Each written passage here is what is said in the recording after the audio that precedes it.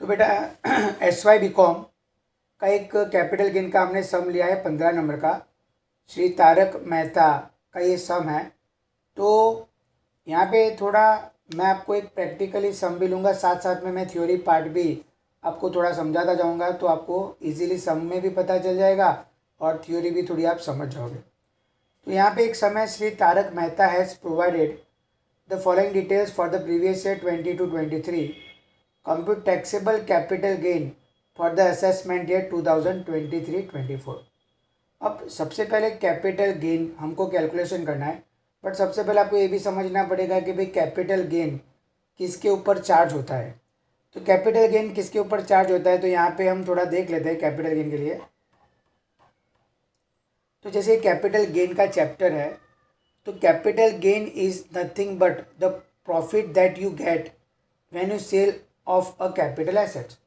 यानी जब आप कैपिटल एसेट्स बेचते हो तब आपको जो भी प्रॉफिट होता है वो हम कैपिटल गेन की डेफिनेशन में कवर होता है। अब बोलोगे सर कैपिटल एसेट्स क्या है, तो कैपिटल एसेट्स में जनरली मैं आपको बता दूं, लैंड है, बिल्डिंग है, गोल्ड है, सिल्वर है, that is called precious metal है। तो ये सब जो है शेयर्स है, सिक्योरिटीज़ है, डन, तो ये सब हमारा कैपिटल एसेट्स में कवर्ड होता है। तो यहाँ पे क्या क्या चीज़ें कैपिटल एसेट्स में कवर नहीं होती है वो मैंने एक्सप्लेन किया हुआ है। तो यहाँ पे देखो, सबसे पहले मैंने आपको लिखा है कि कैपिटल एसेट्स में क्या क्या कवर नहीं होता है। तो उसमें सबसे पहले यहाँ पे मैंने आपको दिखाया है कि भाई ये देखो, स्टॉक ऑफ कंज्यूमेबल और रॉ मटेरियल। यानी कि कोई भी स्टॉक अगर आपने होल्ड किया है किसके पर्पज़ के लिए, धंधे के लिए। जैसे कि मेरा सुनार का बिजनेस है, मैं गोल्ड बेच रहा हूँ, सोना चांदी का व्यापारी हूँ। अब सोना चांदी का व्यापारी ऑब्वियस है क्या बेचेगा, सोना बेचेगा। तो अगर उसके दुकान में सोना है, गोल्ड है, या तो सिल्वर है, वॉट एवर, प्लेटिनियम है, तो वो अगर बेचता है तो आप बोलो सर कैपिटल गेन होगा कि नहीं, नहीं होगा, क्योंकि वो उसने धंधे के पर्पस के लिए रखा है, तो उसको लिए हम उसके कैपिटल एसेट्स मानेंगे नहीं। Got it. उसके बाद दूसरा है personal belonging to which mean for personal use. देखो personal use like cloth, furniture, अगर आप जो कपड़े पहनते हो या तो आप जो फर्नीचर घर में बसाते हो वो भी कैपिटल एसेट्स की डेफिनेशन में कवर नहीं होता है। वैसे ही थर्ड है एग्रीकल्चर लैंड, वो भी कैपिटल एसेट्स की डेफिनेशन में कवर नहीं होता है। फिर आता है स्पेशल बैरर बॉन्ड है, फिर गोल्ड बॉन्ड है, 7% गोल्ड बॉन्ड है, डिफेंस गोल्ड बॉन्ड है, फिर गोल्ड डिपॉजिट बॉन्ड है। तो these are not a capital assets. तो कैपिटल गेन किस पे लगेगा, जो आपके पास कैपिटल एसेट्स है उस पर कैपिटल गेन लगेगा। उसमें कोई डाउट है बेटा आपको? नहीं, ठीक है। अब आगे हम जाते हैं। हाँ, अब देखो मैंने लिख दिया है, तो besides this assets any other property that you own would be called a capital assets like land, building, shares, patents, trademark, jewelry. These all are capital assets. Capital gain किस पे लगता है, कैपिटल एसेट्स पे। तो सबसे पहले आपको तो ये समझना है कैपिटल एसेट्स क्या है। तो कैपिटल एसेट्स मैंने आपको समझा दिया, land and building is a capital assets, jewellery is a capital assets, then shares and security is a capital assets, patent, trademark, copyright is also considered as a capital asset. तो these are the capital assets. कोई doubt है इसमें? नहीं। अब types of capital assets की बारी आएगी। Types of capital assets, तो हमारे पास जो कैपिटल एसेट्स के टाइप्स है, टू टाइप्स है कैपिटल एसेट्स के। एक होगा शॉर्ट टर्म कैपिटल एसेट्स और दूसरा होगा long term capital assets. Sir short term capital assets और लॉन्ग टर्म कैपिटल एसेट्स क्यों बाइफरकेट करते हैं? क्योंकि शॉर्ट टर्म कैपिटल एसेट्स पे टैक्स का स्ट्रक्चर अलग है और लॉन्ग टर्म कैपिटल एसेट्स पे टैक्स का स्ट्रक्चर अलग है, इसके लिए इसको बाइफरकेट करना जरूरी है। तो नीचे देखो आपको लिखा है शॉर्ट टर्म कैपिटल एसेट्स। तो शॉर्ट टर्म कैपिटल एसेट्स में देखो मैंने आपको लिखा है, assets are those which are held for less than or equal to 36 month. जो प्रॉपर्टी आप 36 मंथ से कम पीरियड के लिए होल्ड करते हो, कई चीज़ों में 24 महीना आएगा और कई चीज़ों में 12 महीना आएगा। तो ये प्रॉपर्टी अगर आप 36 महीना, 24 महीना, 12 महीना होल्ड करते हो, उससे कम होल्ड करते हो, तो वो मानी जाएगी शॉर्ट टर्म कैपिटल एसेट्स। तो देखो यहाँ पे लिखा है assets is an immovable property like land and building और house, then the period of holding would be consider 24 month. Please clear करना, 36 महीना नहीं है। घर के लिए लैंड एंड बिल्डिंग, या तो आपकी ज़मीन है या तो घर है, उसके लिए अगर 24 महीना से कम के लिए पीरियड से प्रॉपर्टी होल्ड करते हो तो उसके लिए क्या होगा, शॉर्ट टर्म कैपिटल एसेट्स। अगर ये 24 मंथ से ज़्यादा हो जाएगा तो वो क्या हो जाएगा, लॉन्ग टर्म कैपिटल एसेट्स। वैसे ही 24 मंथ के लिए उसका दूसरा एक पॉइंट है unlisted shares healed for not more than 24 month. अगर कोई अनलिस्टेड इक्विटी शेयर है, अगर वो भी आप होल्ड करते हो 24 मंथ से कम के लिए, तो वो भी किस में कवर होगा, शॉर्ट टर्म कैपिटल एसेट्स में। सिमिलरली इक्विटी शेयर्स, जो आपको पता है कि आप जो बिजनेस न्यूज़ देखते हो उसके नीचे शेयर बाजार के भाव आते हैं, तो शेयर बाजार में जो भी कंपनी के भाव आते हैं, these all are listed on recognised stock exchange. तो in that situation recognised stock exchange में 12 मंथ। तो आप प्लीज़ इसको अच्छी तरह से समझिए, ये इंपॉर्टेंट है कि शॉर्ट टर्म कैपिटल एसेट्स यानी क्या, लैंड एंड बिल्डिंग और अनलिस्टेड इक्विटी शेयर्स के लिए 24 महीना से कम का पीरियड, तो वो शॉर्ट टर्म कैपिटल एसेट्स आएगा। अदर कोई भी एसेट्स है, गोल्ड है, सिल्वर है, प्लेटिनियम है, उसके लिए ये पीरियड होके 36 मंथ हो जाता है। अनलिस्टेड इक्विटी शेयर के लिए 24 मंथ और लिस्टेड इक्विटी शेयर के लिए 12 मंथ। देन कम हो तो शॉर्ट टर्म और ज़्यादा हो तो लॉन्ग टर्म। तो अब लॉन्ग टर्म के बारे में एक्सप्लेन करने की ज़रूरत नहीं है, आपको पता चल गया कि लॉन्ग टर्म कब होगा और शॉर्ट टर्म कब होगा। तो अब कैपिटल एसेट्स के बेसिस पे क्या लगता है, कैपिटल गेन। तो टाइप ऑफ कैपिटल गेन क्या है, short term capital gain and long term capital gain. Short term capital gain, अगर आप शॉर्ट टर्म कैपिटल एसेट्स बेचते हो और जो प्रॉफिट होता है वो शॉर्ट टर्म होगा, और लॉन्ग टर्म कैपिटल एसेट्स बेचते हो और उसका जो प्रॉफिट होगा वो क्या होगा, लॉन्ग टर्म होगा। इसमें कोई डाउट है नहीं है। तो हम वापस एक सम के लिए जाते हैं, क्योंकि थ्योरी पोर्शन लेंगे तो भी बच्चों को आजकल थोड़ा टेडियस लगता है, तो साथ साथ में हम सम भी थोड़ा एक्सप्लेन करेंगे। तो अब देखो यहाँ पे मैंने सम एक लिखा हुआ है जो BS शाह में दिया हुआ है, सम नंबर 15 श्री तारक मेहता, अभी मैंने रीड किया। अब देखो सबसे पहले रेसिडेंटल हाउस है, तो रेसिडेंटल हाउस उसमें डेट ऑफ सेल्स आपको दी गई है 25/3/2023। ऑलवेज 22-23 की डेट होगी, क्योंकि आपका जो आपको टीचिंग में आने वाला है उसका प्रीवियस ईयर 22-23 है और असेसमेंट ईयर 23-24 है। देखो सेलिंग प्राइस है 1,04,70,000 और डेट ऑफ परचेज 1/10/95 है, that is 1 October 1995। Purchase amount है 3 लाख और ट्रांसफर एक्सपेंसेस है 25,000। अब बेटा ध्यान दो यहाँ पे डेट ऑफ परचेज 1/10/95 है, तो मैंने आपको आगे भी आपको समझाया था 2001 से गवर्नमेंट ने नया इंडेक्सेशन इशूड कर दिया है। तो इसके लिए आपको ये परचेज प्राइस 3 लाख है, उसके अलावा आपको दूसरी भी एक डेट दी होगी, नीचे देखो आपको लिया है, देखो आप, the fair market value of the self residential house was 35 lakhs as on 1 April 2001। मैंने आपको बोला था 1-2 में गवर्नमेंट ने नया इंडेक्सेशन लॉन्च कर दिया है, तो इसीलिए अब आपकी यहाँ पे वैल्यू 3 लाख थी, बट 1-2 में वो वैल्यू 35 lakhs हो गई है। तो आपको fair market whichever is higher, generally current time का ही पीरियड का वैल्यू हायर होगा, बट ऐसा हम मान नहीं सकते। बट यहाँ पे आप देख सकते हो कि हाउस रेसिडेंट हाउस में यहाँ पे 3 लाख वैल्यू थी और यहाँ पे 35 lakhs का वैल्यू है। इसका मतलब 35 lakhs हम कंसिडर करेंगे, that is called cost of acquisition. Sir cost of acquisition क्या होता है? कॉस्ट ऑफ एक्विजिशन सिंपल मतलब है बेटा, आपने जो प्राइस पे एसेट्स खरीदा है that is called cost of acquisition. तो यहाँ पे 35 लाख आपका कॉस्ट ऑफ एक्विजिशन माना जाएगा, ठीक है। अब थोड़ा सम में देखो आप, लेफ्ट साइड के ऊपर सम है उसमें, तो आपको सम जो गिनना है वो इस तरह से गिनना है। तो अब देखो श्री तारक मेहता का मैंने यहाँ पे सबसे पहले रेसिडेंटल हाउस लिया है। रेसिडेंटल हाउस लॉन्ग टर्म आपको पता ही है कि 95 में परचेज़ किया था और 2023 यानी 2 साल से तो बहुत ज़्यादा है, 2 साल की जगह 22 साल है, तो 22-23 साल हो गए, ठीक है ना बेटा। तो यहाँ पे टोटल सेल्स कंसिडरेशन मैंने लिख दिया है 1,04,70,000। इसमें कोई डाउट है?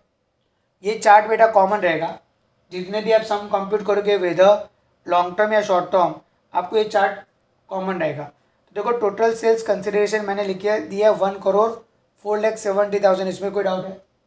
नहीं है। चलो लेस स्पेसिफिक डिडक्शंस जो मिलते हैं, सबसे पहले ट्रांसफ़र चार्जेस। तो देखो यहाँ पे ट्रांसफ़र एक्सपेंसेस आपको 25,000 लास्ट में दिया हुआ है, तो मैंने यहाँ पे ट्रांसफ़र एक्सपेंसेस लिख दिया 25,000। इसमें कोई डाउट नहीं। सेकंड पॉइंट है इंडेक्स कॉस्ट ऑफ एक्विजिशन। बेटा इंडेक्स कॉस्ट ऑफ एक्विजिशन का मतलब तो मैंने समझाया कि 35 लाख वो हमारी एक्विजिशन कॉस्ट है। अब इंडेक्स कॉस्ट ऑफ एक्विजिशन का मतलब क्या होता है बेटा? जब आप कोई भी प्रॉपर्टी खरीदते हो उस टाइम इन्फ्लेशन रेट अलग होता है और अभी का इन्फ्लेशन रेट अलग होता है। तो गवर्नमेंट ऐसा नहीं बोल सकती है कि भाई 1,04,00,000 में से आप डायरेक्ट 35 लाख माइनस करके जो भी है उसके ऊपर टैक्स भरो। नहीं, गवर्नमेंट ने 1 to make inflation index decide किया है, उसको बेस माना है 100, और 100 के कंपेयर में आज की तारीख में उसका क्या कन्वर्जन करके रेट आता है, तो उसको बोलते हैं इंडेक्स कॉस्ट ऑफ एक्विजिशन। तो यहाँ पे इंडेक्स कॉस्ट ऑफ एक्विजिशन का यहाँ पे मैंने आपको थोड़ा एक्सप्लेनेशन किया है कि भाई 35 लाख जो वैल्यू है उसको हमको करंट चीज़ में कन्वर्ट करना है। तो सर करंट चीज़ में कन्वर्ट करने के लिए क्या फॉर्मूला है? ये फॉर्मूला मैंने आपको यहाँ पे भी समझाया गया है, मैं आपको बता रहा हूँ।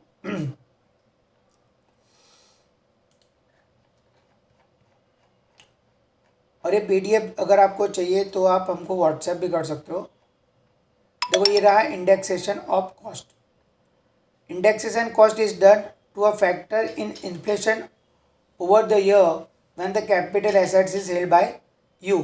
Since inflation decrease the value of money, indexation of the acquisition cost and improvement cost increase the amount this cost, thereby lowering the capital gain earn. तो उसके लिए देखो आप ये फॉर्मूला है, index cost of acquisition is equal to cost of acquisition into cost of indexation of the year in which the assets being transferred, यानी आपका 22-23 होगा, ठीक है। और ये तो आपका बेस है, अगर आपने 2001-2 से पहले कोई भी प्रॉपर्टी खरीदा है तो उसका यहाँ पे जो भी इंडेक्सेशन होगा वो यहाँ पे आपको पुटअप करना है। तो देखो कॉस्ट ऑफ एक्विजिशन आपको पता है कि कॉस्ट ऑफ एक्विजिशन क्या था हमारा 35 लाख, डन 35 लाख, और करंट ईयर का बेस आपको पता है क्या था 331, और ये बेस ईयर का तो ईयर क्या आएगा 100 आएगा। तो देखो मैंने 100 पुटअप किया ये, तो देखो 35 लाख इंटू 331 इंटू 100, तो इसका होता है 1,15,85,000। Now that is no any improvement, इसीलिए उसको हमने डैश माना है। ये 3 खर्चे ही आपको माइनस मिलते हैं, तो वापस transfer charges, index cost of acquisition और index cost of additional construction, or you can say index cost of improvement. Improvement यानी आपके घर को रिनोवेट कराने के लिए जो भी कोई खर्चा किया है उसको भी आप माइनस ले सकते हो। ये तीनों का टोटल करने के बाद जो अमाउंट आता है दैट इज़ 1,16,10,000। अब मैं ऊपर 1,04,70,000 में से 1,16,10,000 माइनस करता हूँ, तो ये मुझे प्रॉफिट नहीं हो रहा है, बट मुझे क्या हो रहा है बेटा, लॉस हो रहा है। तो that is called long term capital loss. Done. मेरे सेल्स के कंपेयर में मेरी कॉस्ट की अमाउंट क्या है, ज़्यादा है, तो सेल्स के कंपेयर में कॉस्ट की अमाउंट ज़्यादा होगी तो हम उसको क्या मानेंगे, लॉस। तो बेटा जितने भी सम है ना आपको सेम ऐसे ही कैलकुलेशन करना है, और आपको इंडेक्स जो है देखो ये नीचे दिख रहा है आपको इंडेक्स, तो इस तरह से आपको नीचे इंडेक्स दिया ही होगा। एग्ज़ाम में जो भी सम देंगे उसमें ये इंडेक्स आपको प्रोवाइड करेंगे ही। तो ये मैंने 331 इंडेक्स लिया और बेस ईयर था इसलिए मैंने कितना लिया 100, क्योंकि 95 से पहले था। इसमें कोई डाउट है नहीं। दूसरा नीचे लिस्टेड इक्विटी शेयर है। लिस्टेड इक्विटी शेयर देखो आपने 1/3/23 को बेचा, कितने में? 10,50,400। और ये खरीदा कब गया था? 1/9/2005 यानी 5/6। कब खरीदा गया? 5/6। तो देखो नीचे 5/6 का इंडेक्सेशन दिया है, दिख रहा है आपको? 5/6 का इंडेक्सेशन कितना है? 5/6 का इंडेक्सेशन ये दिख रहा है आपको 117। और करंट ईयर का तो आपको पता ही है 331। तो बेटा ये ऊपर रखना है और ये डिवाइड में जाने देना है, सिंपल है। तो देखो अब मैं यहाँ पे रख रहा हूँ, तो देखो यहाँ पे सबसे पहले मैंने डाल दिया लिस्टेड इक्विटी शेयर, लिखा computation of taxable long term capital gain of Shri Tarak Mehta, previous year लिख दिया, असेसमेंट ईयर लिख दिया, टोटल सेल्स कंसिडरेशन। यहाँ पे तो देखो टोटल सेल्स कंसिडरेशन अपना कितना है? 10,50,400। तो मैंने यहाँ पे लिख दिया 10,50,400। ये थोड़ा ट्रिकी है, ध्यान रखना। लिस्टेड इक्विटी शेयर्स का कैलकुलेशन थोड़ा ट्रिकी बनाया गया है, तो वो क्या ट्रिकी बनाया गया है उसको हम अभी एक्सप्लेन कर रहे हैं। सबसे पहले ट्रांसफ़र चार्जेस तो कॉमन है, आपको पता ही है, 2400 रुपये ट्रांसफ़र चार्जेस दिया है, वो मैंने लिख दिया। अब ये कॉस्ट ऑफ एक्विजिशन मैंने यहाँ पे लिखा 8,80,000। सर यहाँ पे 8,80,000 ही है ना, तो आपने डाल दिया है डायरेक्ट। इसमें मैंने इंडेक्सेशन यूज़ नहीं किया, क्यों? गवर्नमेंट ने एक रूल्स बनाया गया है 31/1/2018 से।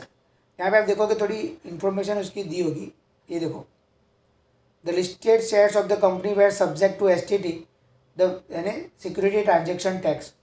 The fair market value of listed share as on 31 January 2018 was 8,50,000।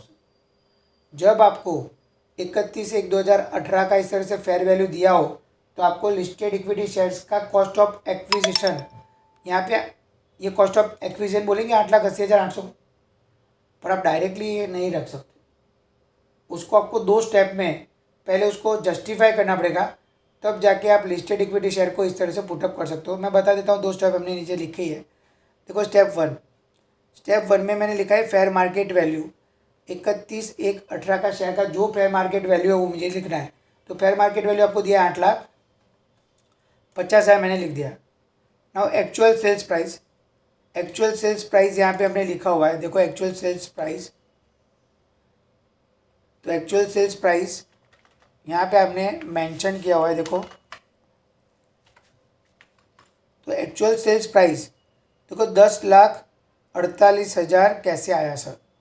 ध्यान दो, यहाँ पे सेलिंग प्राइस दी है 10,50,400, उसमें से 2,400 रुपया जो हमारा ट्रांसफ़र एक्सपेंसेस है वो माइनस करने का। तो वो माइनस करने के बाद जो आंसर में आएगा उसको बोलेंगे 10,48,000। मैंने यहाँ पे ब्रैकेट में लिख ही दिया। ये दोनों में से जो लेस है वो स्टेप 2 में रखने का, और उसको कंपेयर करने का हमारा कॉस्ट ऑफ एक्विजिशन से, दैट इज़ 8,80,000। और ये दोनों में से जो हायर वैल्यू है वो हमको ध्यान में लेना है। तो हायर वैल्यू क्या है? 8,80,800। तो इसीलिए हमने यहाँ पे कितना पुटअप किया? 8,80,800। तो यहाँ पे आपको इंडेक्सेशन का कोई भी बेनिफिट नहीं मिलेगा। तो इसका इसमें से माइनस करने के बाद जो आंसर आता है that is long term capital gain from the residential house. Simple है, 2 स्टेप ये याद रखना। लिस्टेड इक्विटी शेयर्स में पहले ऐसे कुछ भी नहीं था, पर ये 3-4 साल से गवर्नमेंट ने 4-5 साल से ये चीज़ बनाई है। तो आपको ध्यान रखना है 2 स्टेप। सबसे पहले फेयर मार्केट वैल्यू कंपेयर करो सेलिंग प्राइस से, और सेलिंग जो हायर जो लोअर आता है वो नीचे कंपेयर करो कॉस्ट ऑफ एक्विजिशन से, उसमें से जो हायर हो वो आपको ऊपर पुटअप करना है। डन। तो ये हो गया दूसरा। उसमें से देखो पहले पहले पहले जो रेसिडेंशियल हाउस था उसमें हमको लॉस हुआ, दूसरे में हमको गेन हुआ। अब हम आएंगे थर्ड पे, मोटर कार है यहाँ पे। बेटा मैंने आपको अभी बताया कि पर्सनल मोटर कार, कोई भी मोटर कार जो है वो पर्सनल नेचर की है, इसीलिए उसके ऊपर कोई भी तरह का टैक्स नहीं लगेगा, क्योंकि वो कैपिटल एसेट्स की डेफिनेशन में कवर्ड होती नहीं है। तो इसीलिए ये देखो मैंने यहाँ पे लिखा है motor car is not a capital assets. आपको सिर्फ इतना ही एग्जाम में लिखना है। Now fourth, that is jewellery and last one है। ये 14 मार्क्स का सम बेटा एग्जाम में आएगा, कुछ भी कॉम्प्लिकेशंस नहीं है। थोड़ा आप अच्छी तरह से करोगे तो आप इजीली कंप्यूट कर पाओगे। तो ये चौथा देखो ज्वेलरी, बेटा आप ज्वेलरी में ध्यान से देखना, यहाँ पे डेट है 28/2/2023। ज्वेलरी के लिए लॉन्ग टर्म कैपिटल एसेट्स के लिए 3 साल है, 36 महीना। मैंने अभी आपको एक्सप्लेन किया 36 मंथ।